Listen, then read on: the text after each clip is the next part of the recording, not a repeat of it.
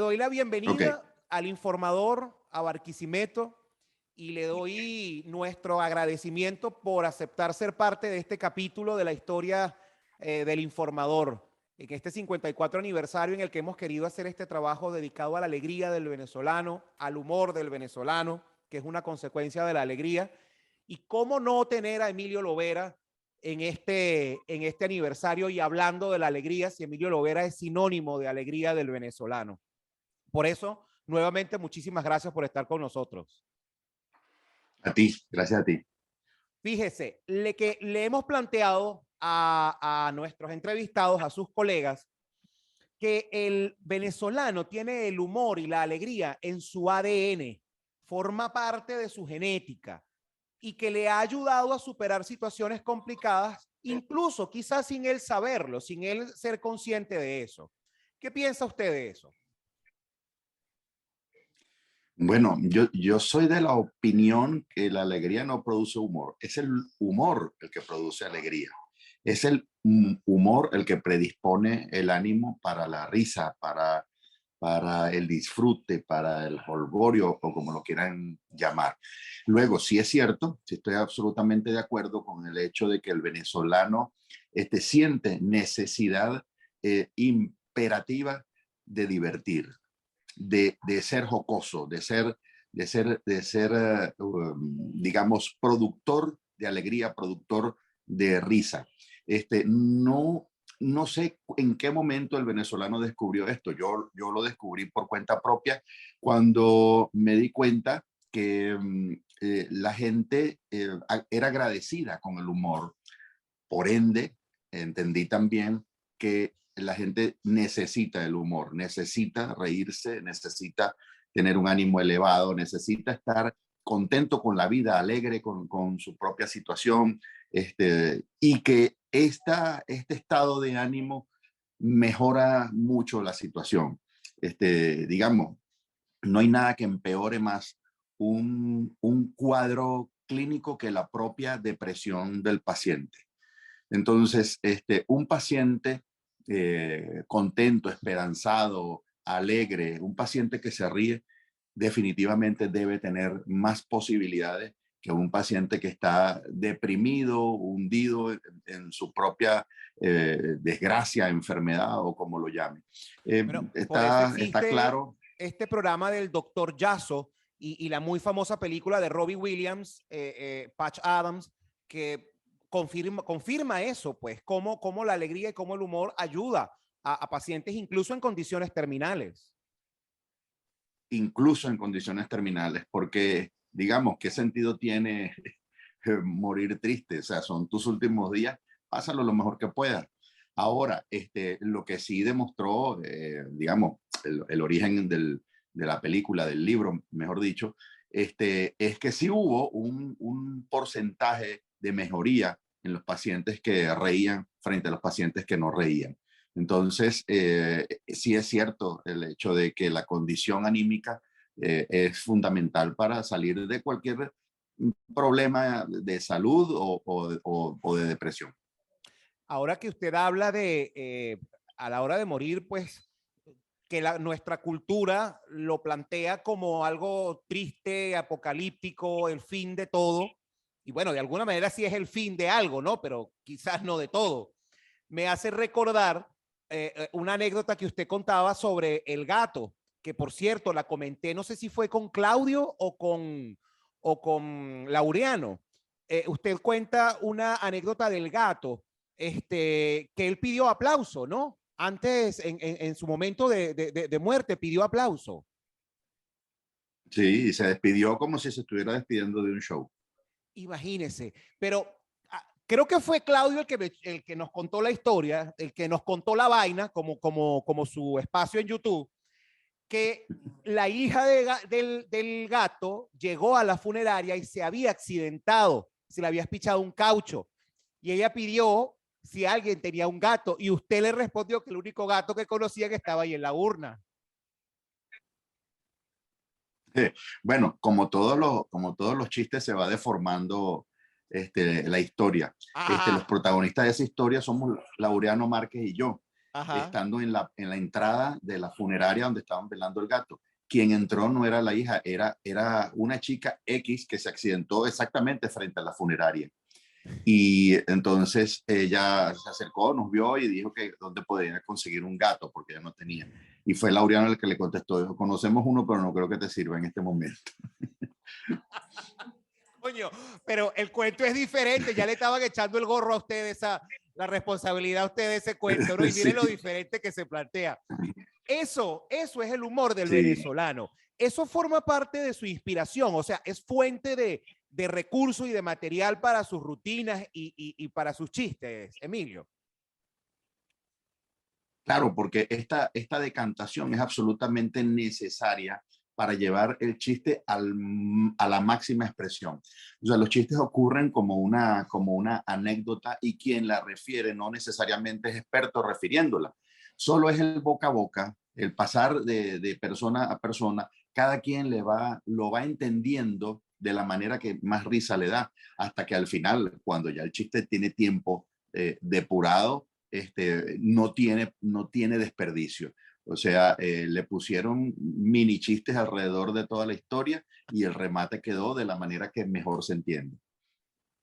Usted en su carrera, yo he escuchado anécdotas suyas, bueno, pues desde haberse presentado en una bomba de gasolina hasta una piscina llena de sapos, ¿no?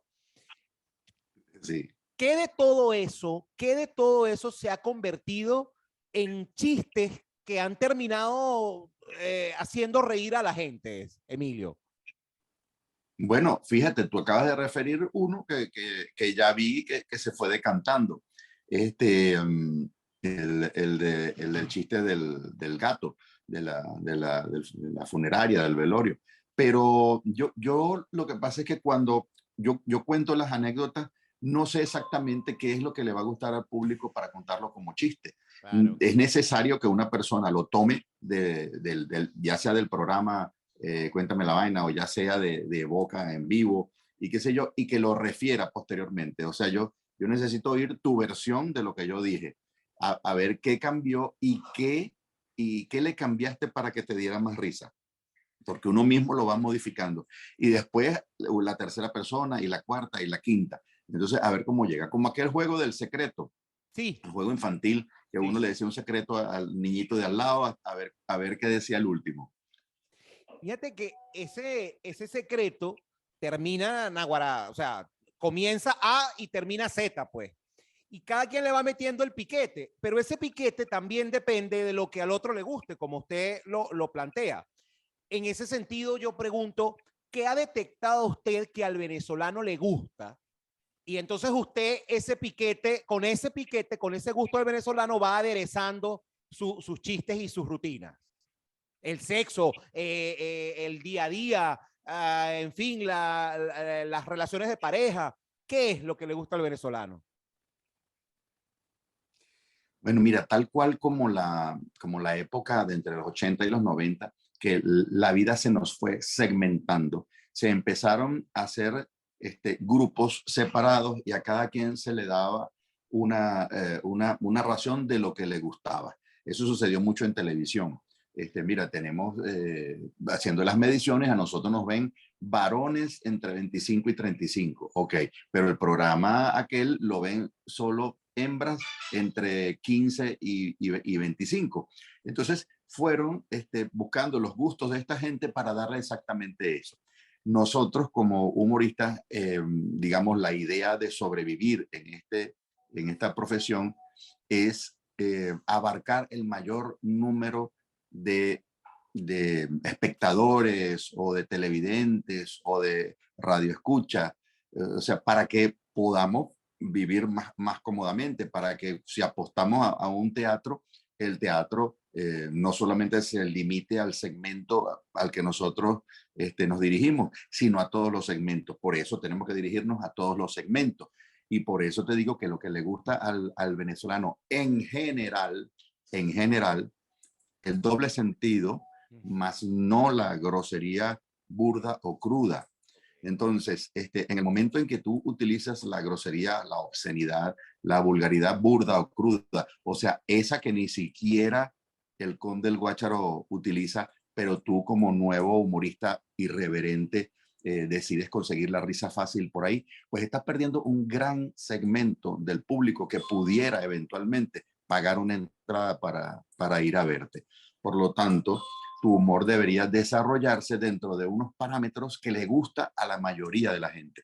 No es una censura, es simplemente negocio, es simplemente vivir de esto, porque, digamos, los artistas venezolanos en general, que no son comerciantes, que no tienen sino, digamos, sus aptitudes y su mente dispuesta para la parte artística, no hacen dinero realmente. No son millonarios, no es como la historia de los Estados Unidos, de México, de esos mercados gigantescos donde tú pegaste, así sea segmentado, igual tu segmento es igual a la población venezolana en total.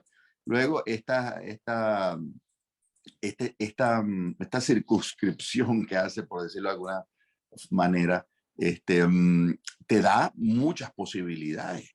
Porque si hay algo que tiene posibilidades, es el doble sentido. Claro. El doble sentido tiene todas las posibilidades del mundo. Y el público venezolano, que es tan echador de broma, de charachero, que es tan pila, lo capta inmediatamente y empieza a disfrutarlo. Y sí, pareciera que el doble sentido es como la característica más distintiva del humor venezolano. Colegas suyos, unos han dicho que es el humor del venezolano sui generis. Otros lo han generalizado como el humor caribeño. Pero indistintamente de eso, creo que una característica, lo creo en función de escucharlo a usted y a todos sus colegas. Creo que una característica definitiva del humor venezolano es el doble sentido, la capacidad para generarlo y para interpretarlo. Porque hasta las situaciones más pendejas se pueden convertir en un doble sentido que, bueno, o sea, con un trasfondo que uno dice, pero bueno, ¿y de dónde sacas tú esto, Cristiano, Cristiana? ¿Cierto? Sí, ojo, hay que aclarar que cuando se habla de doble sentido, no es solo desde el punto de vista sexual. El doble sentido puede existir en lo político, Claro. en lo social, en la vida cotidiana, en cualquier otra cosa. Simplemente vamos a hablar de esto como si estuviéramos hablando de aquello, pero no nos podemos referir a aquello por diferentes razones. Entonces, eso le agrada mucho, sentirse cómplice, sentirse inteligente, sentir que te está entendiendo, aunque tu discurso no lo puede entender una persona que no tenga esa habilidad o que no viva aquí, una cosa así, pues. Claro. Efectivamente, yo no lo llamaría muy caribeño porque, digamos, a pesar en el Caribe hay buen humor, el cubano tiene buen humor, el dominicano tiene buen humor, pero digamos, el colombiano, que también tiene una costa caribe, tiene un Ajá. humor más andino, que también es muy válido y muy bueno y tiene doble sentido, pero siempre es un poquito diferente. Es el humor más al estilo del peruano, el humor del chistólogo. El mexicano, que tiene tantos albures y tantas especias con el idioma, con el lenguaje, es un humor especial, solo comparable con el argentino, quien también le gusta el juego de palabras. Con esa radiografía del humor latinoamericano, concluimos entonces que el humor venezolano concluimos entonces que el humor venezolano es, en 2, 3 palabras, ¿cómo lo describirías, Emilio? Bueno, multifuncional. El humor venezolano tiene un poco de todo. Los humoristas venezolanos son muy buenos, muy inteligentes. Tienen una influencia de su propio país. Es decir, la influencia de los humoristas actuales somos nosotros mismos y los de la generación anterior, y la influencia de nosotros eran nosotros mismos también. O sea, influencia de los humoristas de La Rochela, de los pioneros, de Virgilio Galindo, del Gato, de Callito, de Joselo, de tantos humoristas que pasaron y que los admiramos y que de alguna forma nos inspiramos en ellos. Sí, Fíjate que eso que tú estás diciendo, Emilio, y perdóneme que ya a estas alturas ya lo estoy tuteando, pero qué carrizo, ya entramos en confianza, que además estamos hablando de alegría, ¿no? Este, Claro, sus, claro, ¿no? Y el venezolano es muy, muy así, muy de familiar. exactamente. Yo he hecho mucho énfasis en preguntarle a sus colegas y ahora a usted sobre las diferencias que perciben entre esa manera de hacer humor y comedia actualmente y lo que ustedes hacían. Para utilizar un poco de los términos modernos de la informática y redes sociales, pudiéramos decir que ustedes eran como más orgánicos. Era el punto de la, o sea, era una creatividad que se basaba en el día a día, en lo que pasa, en esas situaciones, por muy sencillas que parezcan, que pueden terminar convirtiéndose en un chiste o en una historia muy buena. La generación de ahora tiene un colchón muy grande que son ustedes y usted me lo acaba de confirmar, pero el estilo es diferente. Eh, Hay una hipersensibilidad en la sociedad en este momento y hay algunas historias o chistes que si tú los cuentas terminan convirtiéndose en un insulto, en una ofensa. Y también ocurre lo que tú dijiste hace un momento. No necesitas llegar al vocabulario soez para captar el público. Sin embargo, hay quienes lo hacen y hay un público para eso. Mi pregunta es, si hay un público para eso, ¿no se justifica entonces que se lleguen a recursos como esos, como los chistes de segmentos específicos y las palabras malsonantes? Bueno, mira, sí, yo no, pero igualmente caemos en lo que estábamos hablando antes, te limitas tu público, digamos, disminuyes tu alcance, tu capacidad, si ibas a vender 5.000 unidades de tu espectáculo, pues probablemente ya bajen a 2.500, uno nunca sabe. La generación actual en realidad no disfrutó de un colchón como disfrutamos nosotros. O sea, no había una base visible, una base perceptible, alcanzable, a la mano para estos humoristas. Es como decir el reggaetón. O sea, el reggaetón está compuesto por cantantes que no saben cantar. O sea, cantantes que no tienen, en su mayoría, diría yo, sobre todo los exitosos, que no tienen una habilidad vocal, que no son afinados básicamente, porque digamos, tú puedes tener muy mala voz y qué sé yo, pero si eres afinado, pues puedes cantar. Hay muchos cantantes que sin tener mucha voz cantaron y eran afinados. Pero el caso es que al no haber un colchón, al haber como un espacio vacío, al no tener pues unos parámetros, esta gente decide cantar como por el derecho que tengo a hacerlo. Todo el mundo tiene derecho a ser cantante porque yo no puedo tener una oportunidad a pesar de ser sordo, a pesar de no tener habilidades con ningún instrumento, yo quiero ser cantante. Pues esta es la época perfecta para lograrlo. Y también se hizo con los humoristas.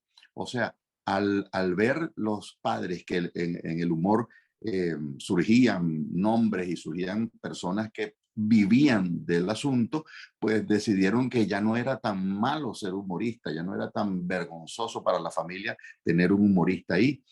Y bueno, aprobaron que su hijo dijera, bueno, yo también quiero ser humorista porque yo eso lo veo fácil, aparte que hay cursos para hacerlo.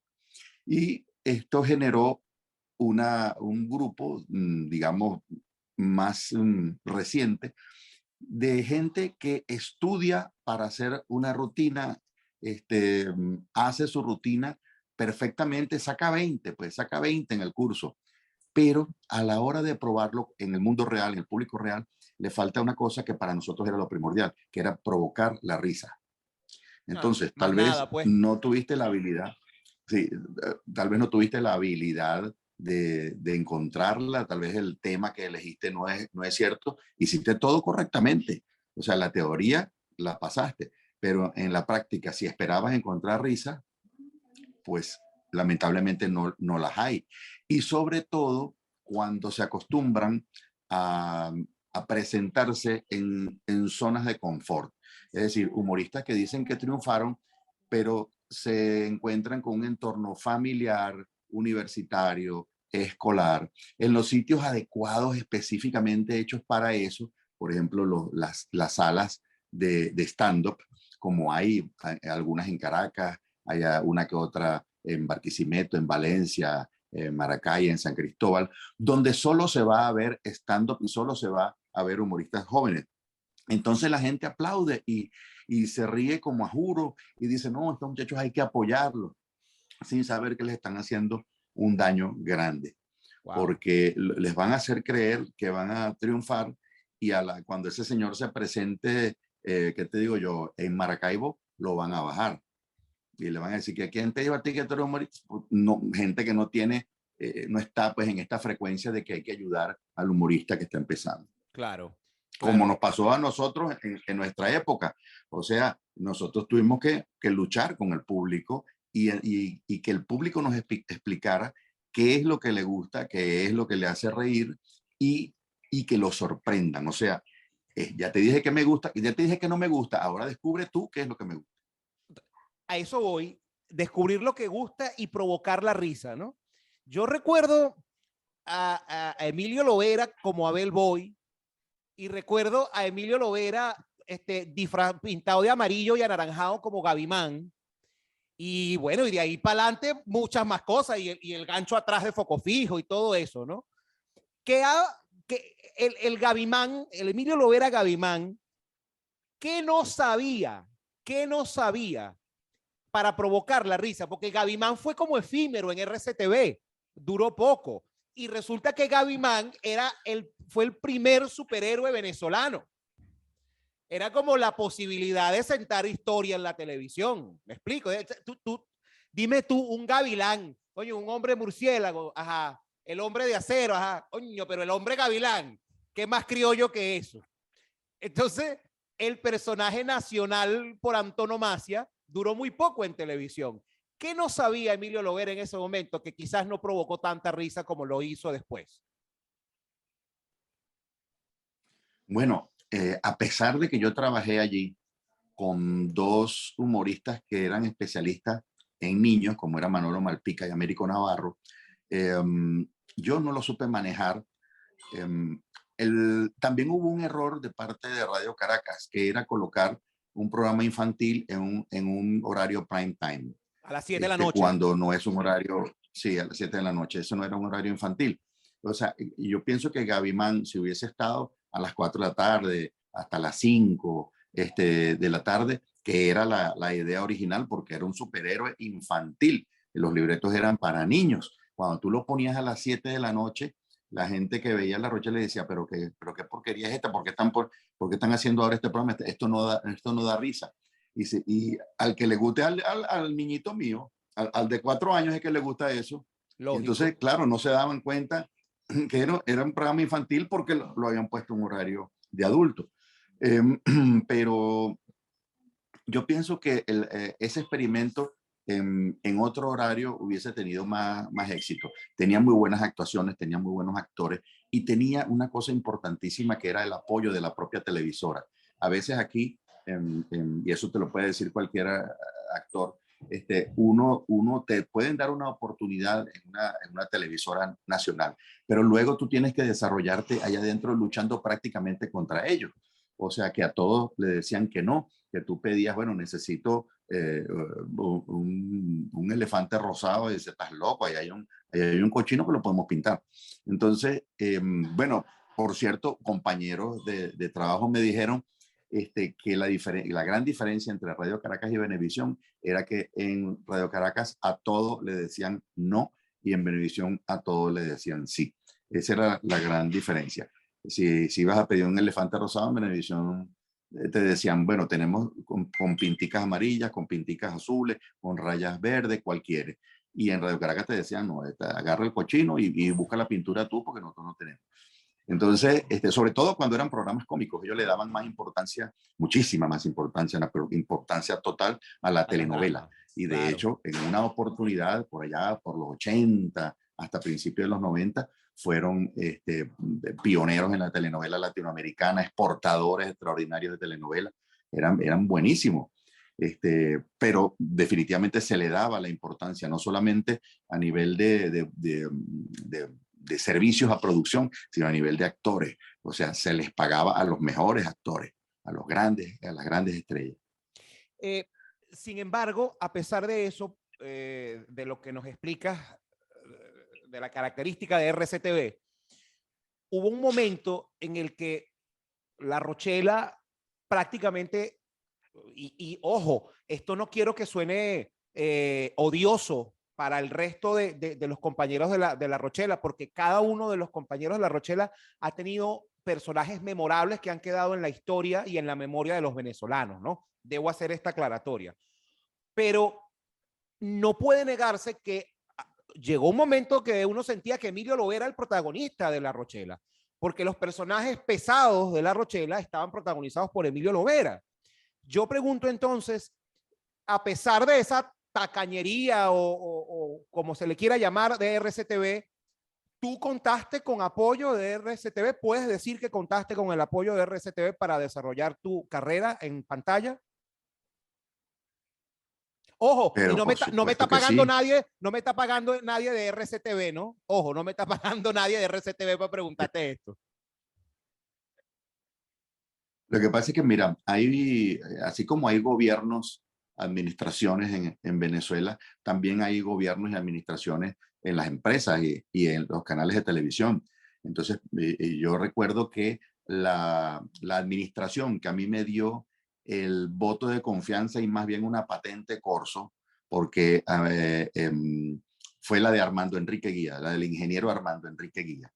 Armando Enrique Díaz fue para mí el mejor conductor del canal durante muchos años y no solamente porque confió en mí, sino por el cariño que tú cuando preguntas a la gente que trabajó en esa época, pregunta por él y que trabajó en otras épocas y sabe que la gran diferencia que hubo entre su administración y las anteriores o posteriores administraciones.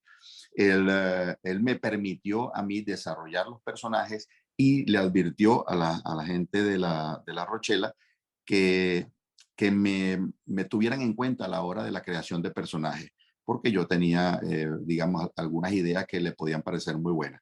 A partir de ahí fue que empezó la generación de todos esos personajes que me permitieron hacer. Obviamente, la Rochela nació antes que yo naciera y en toda su época hubo líderes especiales en La Rochela. Digamos que había una visión general de que todos éramos, en nuestro momento y en nuestro segmento, líderes. Pero había una visión de cada uno de los espectadores que decían, no, el que más me gusta es este, por lo tanto él es el líder total, él es el líder de La Rochela. Pero nosotros nos sentíamos con que cada quien teníamos nuestro nicho, nuestro segmento, y en nuestro momento era que nosotros teníamos que destacar y nos enseñaron también a servirle los chistes a los que se tenían que destacar en otro lugar. El caso, por ejemplo, de que Perolito y Escarlata fue un personaje que dio mucho que hablar y tuvo mucho punch. Sin embargo, en nuestra premiación interna de La Rochela, ese año de Perolito y Escarlata, que todo el mundo lo creía fabuloso, el título de personaje del año, que dábamos un premio y todo, no fue para Perolito y Escarlata, aunque la gente no lo crea. Fue para otro extraordinario personaje que todavía hoy se mantiene, que es Charlie Mata. Entonces, Oh. el líder en ese momento lo demostró ser Charlie Mata, no Perolito y Escarlata. Claro. Al igual que cuando salía Chepina, pues el hermano Coco era un monstruo. Y el hermano Coco no lo hacía Emilio Lovera, lo hacía el Gato Soto. Entonces, digamos que tú puedes recordarme a mí por muchos personajes en un corto periodo de tiempo, pero no quiere decir que era lo único que hacía La Rochela, que era aceptado, no solamente aceptado por el público, sino aceptado por nosotros como bueno, como efectivo, como creativo, como ingenioso. Emilio, dos preguntas. Una es corta, sí o no, para que me dé pie de hacerte la otra, que es más larga. ¿Hay personajes que arropan al protagonista, al actor, ¿verdad que sí? ¿O no? Pues yo creo que depende del actor. Ok, Depende del actor. O sea, ok. no te puedo decir, o sea, sí y no. Bueno, ahí Depende del está. actor. ¿Tú crees que Chepina arropó a Emilio Lovera? Porque es que Chepina tiene vida propia. Chepina es una caraja que tú te la puedes conseguir en la calle en cualquier momento y te sientas en un autobús y hablas con ella. O sea, Chepina es la esencia venezolana misma. ¿Y en algún momento sentiste que Chepina arropó a Emilio Lovera? No, no creo. Y claro, había entendido mal el término arropar. Ah, Es decir, yo pensé que, o sea, como que yo me convertí en algún momento en ella o no, pensé que el posteriormente que personaje era el personaje más me había que el superado. personaje era más importante que el mismo actor o actriz. Ah, bueno, pero es que espérate un momento. Eso es lo que debe hacer un actor. Eso es básico. O sea, tú tienes que convertirte en esa persona y tratar de generar una sensación de que tú ya no existes, de que quien existe es el personaje. Y esto lo hacen muchos actores. Por eso es que nosotros a veces nos diferenciamos entre comediantes y actores cómicos. Porque, digamos, el comediante no necesariamente tiene que ser un característico. El comediante pues tiene que tener otras habilidades y aptitudes. El actor debe convertirse en el personaje que está representando, porque, digamos, de ahí dependen mucho los chistes, de la credibilidad que tenga el personaje, de que tú engañes a la gente. Yo le digo a la gente que comienza que una de las cosas que debe decir el público de tu personaje es se parece a fulano, se me parece a fulano, que es igualito a fulano. Entonces, de Chepina, por ejemplo, decían, es igual a mi abuela, es igual a mi mamá, es igual a mi hermana, es igual a mi tía. ¿Por qué? Porque estaba basado en hermanas, abuelas y tías, amas de Exacto, casa venezolanas, claro. buscar todas esas características, esos resabios, esas formas de reaccionar. Y yo lo que hice fue que mentalmente uní en un archivo todas esas reacciones y buscaba solo en ese archivo para responder, para reaccionar y para seguir el libreto. Y entonces lograba que dijeran eso. Igual con otros personajes, cuando yo hice el Junior, eh, yo buscaba que la gente dijera, hay un locutor a las 4 de la tarde en la radio tal que tú te tienes que Igualito. haber basado ahí porque ese tipo es igualito. Y si no, no fue con ese locutor. Pero si lo hice, y si te parece que lo hice igualito que ese locutor, entonces quiere decir que ese locutor tiene vida, que existe. Claro, claro. Oh, mira, preguntas cortas, de esas anecdóticas. ¿Chacón es 8? Mira, no necesariamente, Pero es que no Chacón es un necesariamente, a apellido pesar de que gocho. sí, le hubiera puesto igual Ramírez, Montilla, Monsalve y hubiera sido un apellido gocho. La Ajá. cuestión de Chacón se la puso uno de los libretistas y yo creo que se lo puso era porque había la costumbre gocha de llamar al marido por el apellido, aunque antiguamente, también en Caracas, pero muy antiguamente, al marido se le podía llamar por el apellido. Y Ajá. Chacón le Ajá. sonó familiar, le sonó como que probablemente los últimos maridos que fueron llamados por el apellido, habría algún Chacón. Bueno, Entonces, seguramente con lo esa fue la, tradicionalistas que son los andinos, probablemente haya sido de las últimas culturas que llamaban a los maridos por el apellido. Nada de raro tendría. exactamente. ¿Con Pero cuál? Chepina era definitivamente caraqueña, Sí, sí, era casada con un mera, andino. mera, completamente. ¿Con cuál de tus personajes has sentido que te has mimetizado más? Es decir, ¿con cuál te has sentido que representándolo eres tú mismo de alguna u otra manera? Oye, Exactamente ninguno. Ninguno. O sea, yo creo que yo puedo decir cosas. Yo puedo decir cosas que yo siento y que yo diría normalmente con un personaje. Ajá. Por ejemplo, había un personaje que yo hice en Humor a Primera Vista que se llamaba Ninguno, que era un candidato. Era un candidato presidencial que ganaba en las encuestas. Por aquella época, la incertidumbre que tenía el venezolano para ir a votar era tanta que la opción ninguno superaba a otros candidatos. Entonces nosotros creamos al doctor Ninguno. Entonces el doctor Ninguno pues enseñaba las encuestas reales del periódico. Miren, aquí está.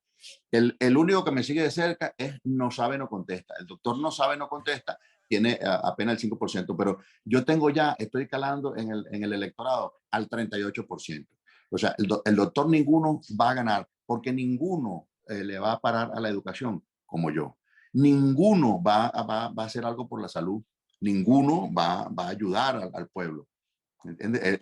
Ahí el doble sentido. Esas eran cosas que yo sentía también, que yo quería denunciar, Claro. yo quería de alguna forma, y mejor de una forma humorística, hacer un personaje político sin necesidad de imitar a alguien o de nombrar a ninguna tolda o partido. Claro.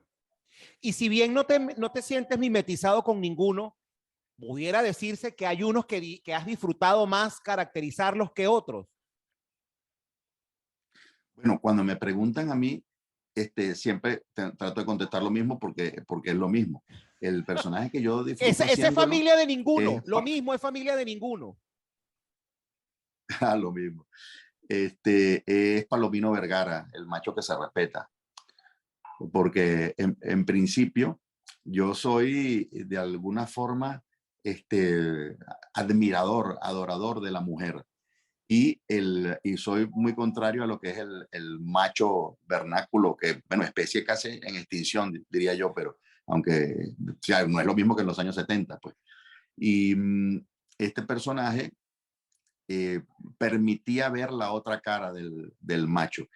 Y esta, lo que se llama una transición en actuación, te permite mostrar versatilidad al actor. Pues no todos los actores son capaces de hacer transiciones y mucho menos tan brutales como la que Palomino hace. Porque Palomino de ser el macho amenazador que amenaza con violencia, o sea, tiene una sentencia absolutamente firmes y claras de lo que debe ser un hombre y que se convierta en lo que se convierte cuando aparece la mujer. O sea, prácticamente en un niño indefenso que obedece ciegamente, que se somete, que no se queja del maltrato, es tan diametralmente opuesto que me gusta mucho experimentar la transición. ¿Y cuál ha sido, por el contrario, el que no sé si decir que te ha disgustado, pero digamos que quizás te haya costado un poco o que no te sentías tan a gusto, si es que lo ha habido? Bueno, definitivamente Chapina. O sea, Chapina, un personaje demasiado fuerte, demasiado rudo. Este, um, Chapina provocaba risa solamente con verla. Es decir, era un hombre vestido de mujer y un hombre no muy agraciado precisamente vestido de mujer. El estar vestido así, el tener ropa femenina, el tener medias panty, Ajá. el tener un sostén puesto, me causaba a mí un hándicap. Era un peso encima para el personaje. Sin embargo, eso me obligaba a que yo hiciera las cosas lo más perfectamente posible para que no tuviéramos que repetirlo.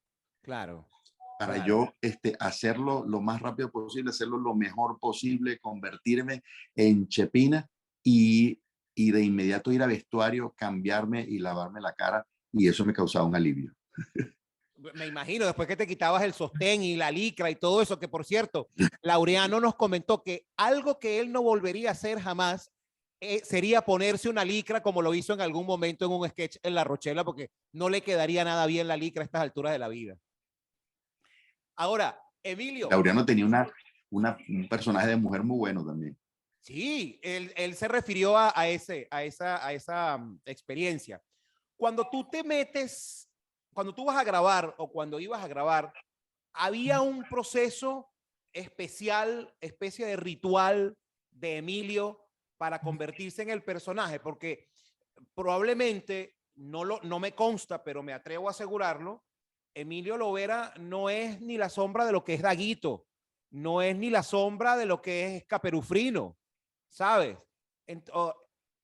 ¿Hay algún proceso o ritual que tú hacías antes de grabar para meterte en el personaje? Simplemente en los ensayos. No había ningún ritual especial, nada de eso. Simplemente los ensayos iban metiéndonos en el personaje.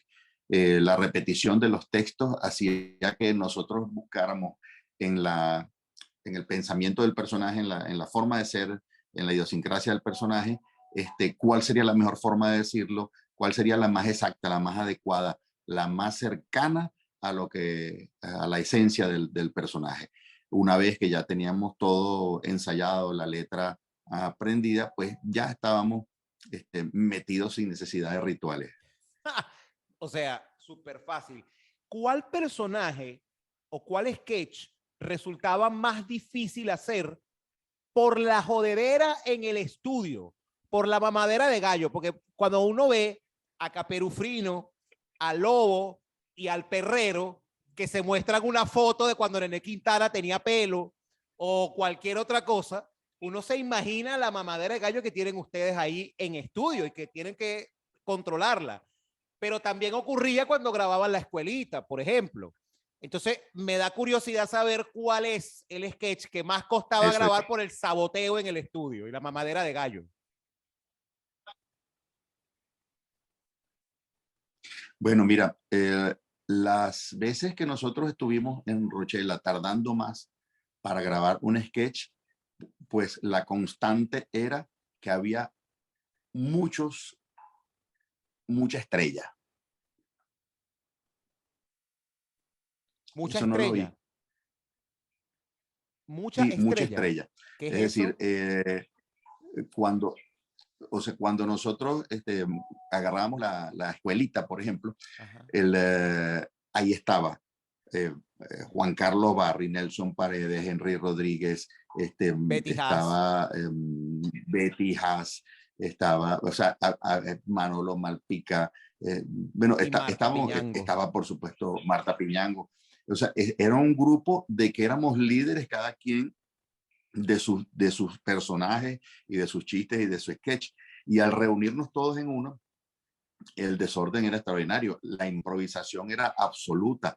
El director no hallaba mucho a quien ponchar, porque todo el mundo que se le ocurría un chiste, cada uno más bueno que el otro, y entonces era un desorden. Para mí el máximo desorden eran las escuelitas, porque no solamente estas, sino también había escuelita de políticos, escuela de candidatos, escuela de presidentes, cuando se hacía eso, también era un desorden. Y ya, yo creo que en menor escala, los Guaperos, Caperufrino y sobre todo Párgula.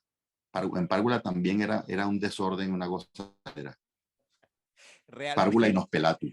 el Párula y Nosferatu. Y eso que tú en ese sketch no eras directamente protagonista, tú eras, creo que un familiar de Párgula o de Nosferatu, el papá, algo así, ¿no? Y él era un vampiro maracucho que era amigo de Draculucho, porque eran personajes de otros sketch Ajá. que lo habían picado los vampiros, pues, y se habían convertido en vampiros. Entonces, de ahí salió el vampiro Terry y Ajá. salió Draculucho. Eso era lo que te Y iba a bueno, y decir. entre otros. El vampiro Terry. Terry, que es un personaje que existe, era parte también de las mamaderas de gallo con Caperufrino y Lobo. Y cada vez que tú imitabas a Henry, los compañeros tuyos se cuajaban de Exacto. la risa. Ahora, Exactamente. Ahí en Caperufrino especialmente era una provocación. O sea, nosotros sabíamos de la sensibilidad de Carlos Rodríguez para reírse mientras estaba trabajando. Y entonces el reto era hacerlo reír. y el reto de Nené era hacerme reír a mí, cosa que lo logró muchas veces, y el de Carlos también, pues. Era hacernos reír mutuamente. ¿Crees que la química con ellos, ese trío, fue una de las más fluidas de tus personajes? Sí, definitivamente, definitivamente. Con Nené, con Juan Carlos, con Carlos, pues hubo siempre, digamos, éramos tal vez una generación cercana, probablemente yo sea el más viejo de ellos, pero no nos llevamos tanta edad. Eh, Tal vez era eso, teníamos una complicidad y habíamos compartido una época y que podíamos de alguna forma disfrutar haciéndonos reír. Cosa que también con personajes de otra generación, con Américo Navarro, también lo compartíamos, había uno que se reía mucho también, Roberto Hernández Padre, Mendive, eran muy sabrosos, pero con este grupete que era más cercano, de hecho trabajé mucho más con ellos que con los demás, pues logramos esa encompinchamiento, como dicen por ahí. En compinchamiento. ¿Se remedaban ustedes mismos los unos a los otros? Porque tú remedas al Pues gato, tú remedas a varios de tus compañeros, pero entre ustedes mismos se remedaban. sí, como no, el mayor remedador mío es un Charlie Mata, Alexandro Noguera, que me imita a mí normalmente hablando igualito. Eso sí hay que Bueno, verlo, ¿viste? Rolando Salazar también nos imita a todos. Hasta el Moreno Michael también nos imitaba a todos. Los imitadores todos imitamos a todos, pues. Eso es correcto. El Moreno también forma parte de esta serie de entrevistas, Emilio. Emilio, tú has sido parte de nuestra vida. Tus personajes forman parte de nuestros discursos, de nuestras mamaderas de gallo, de las fiestas, hasta de un velorio, Emilio, hasta en un velorio has salido tú a relucir en los momentos más complicados. Ahora, pregunto, ¿qué tanto tus personajes y tu carrera ha influenciado en tu vida? Por ejemplo, en tu casa, tú con tu familia, con tus hijos, maman gallo con tus personajes, con las frases de tus personajes, o es tu casa un templo donde no nada tiene que ver el tema del humor y los personajes de La Rochela. Bueno, el humor siempre tiene que ver, siempre estamos, digamos, de alguna forma generando humor, pero no necesariamente tienen que ser los personajes de La Rochela, aunque de vez en cuando se utilizan. Yo pienso que la época más difícil fue cuando mis hijos estaban en edad escolar.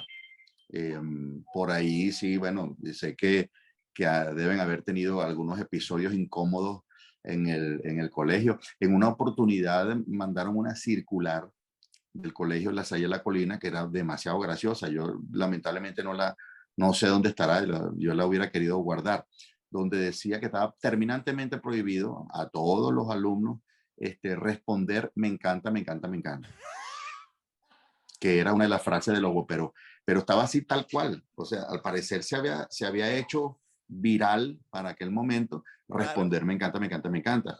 Entonces la gente te me vas del salón, me encanta, me encanta, me encanta. Voy a llamar a tu representante, me encanta, me encanta, me encanta. O sea, tenían un arma en la mano que hacía enfurecer al profesor sin insultarlo, sin decirle algo indebido, sin amenazarlo, sin burlarse de él, sin faltarle respeto. Y entonces, pero no hay nada peor que un arma así con la cual no puedes, digamos, Hacer nada, no luchar. te puedes Porque enfrentar. imagínate tú un representante, exacto, imagínate un representante que te diga, mira, su niño, a todo lo que yo digo, me responde, me encanta, me encanta, me encanta. Y bueno, ¿cuál es el problema? ¿Cuál es el insulto? No veo la falta de respeto. Es difícil, pues.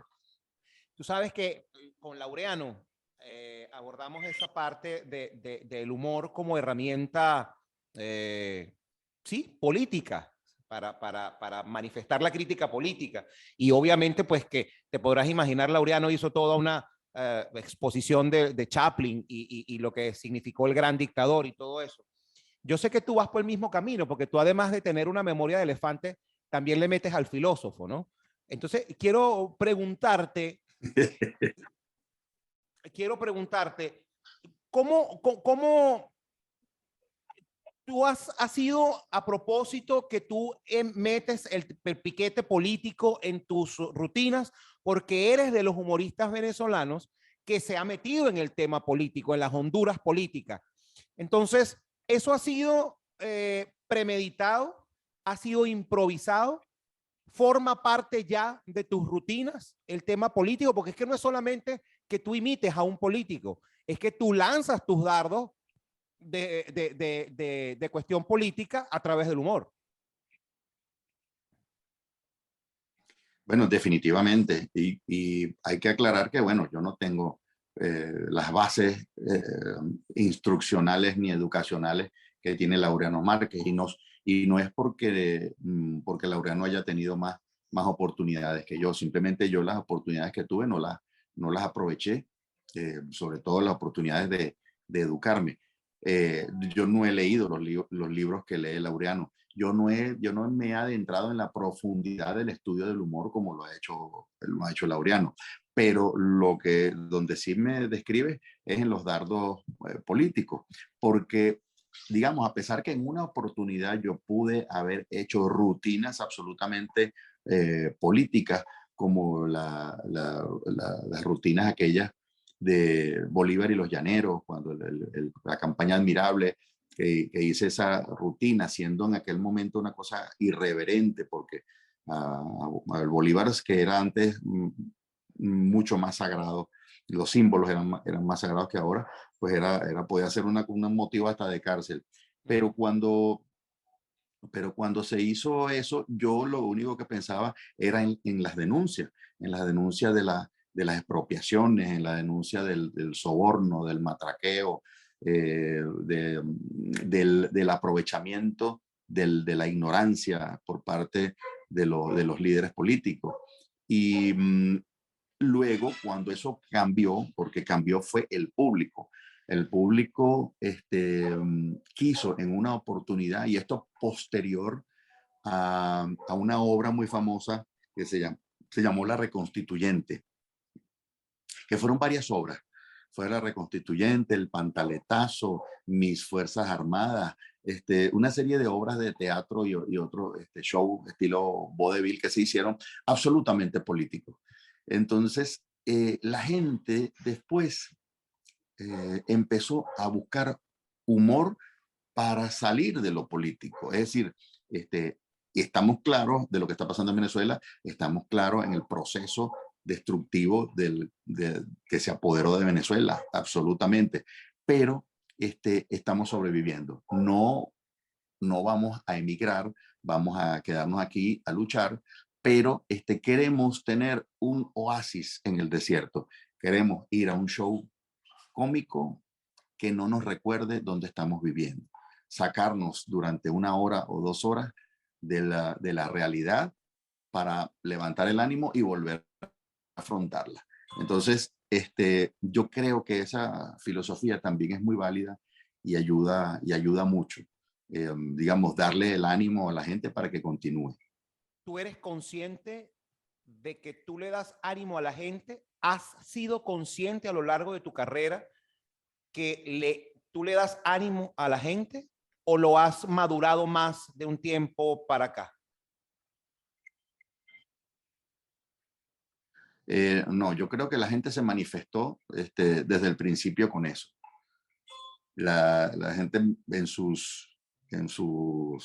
¿cómo te digo? En sus manifestaciones de cariño, siempre era acompañado con esa reflexión. Decían, mira, es que yo cuando estoy triste, cuando estoy deprimido, cuando estoy enfermo, me pongo a ver programas cómicos, me pongo a ver, a oírte en la radio cuando estaba en la radio, y tú me levantas el ánimo. Yo llego con una sonrisa a mi casa después que oigo tu programa con Laureano en la radio. Antes llegaba obstinado u obstinada eh, porque me había ido mal en el trabajo, pero esto a mí me mejora la vida y eso te lo agradezco. Entonces, digamos que todas fueron estas manifestaciones las que me hicieron entender en principio que el humor es absolutamente necesario para mantener el ánimo, para que cambia todas las perspectivas, que el humor te dispone a tomar mejores decisiones, a decisiones más claras, a despejar la mente. Hay una serie de cosas que el humor hace. Es preferible tomar una decisión cuando estés estable emocionalmente, cosa que se logra después de sonreír, después de entender, o sea, se despeja mucho la mente.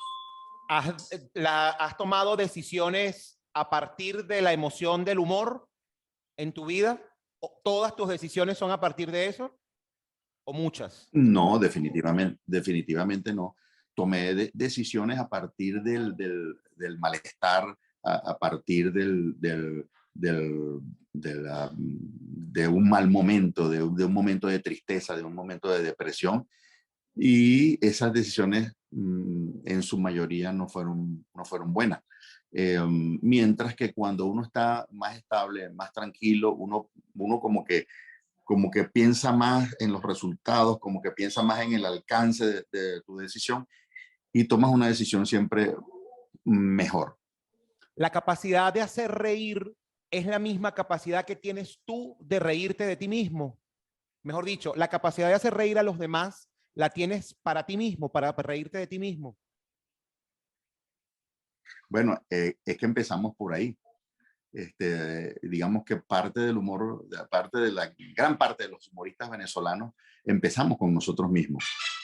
Empezamos con nosotros mismos porque queremos meternos con todos, pero no queremos que se sientan aludidos.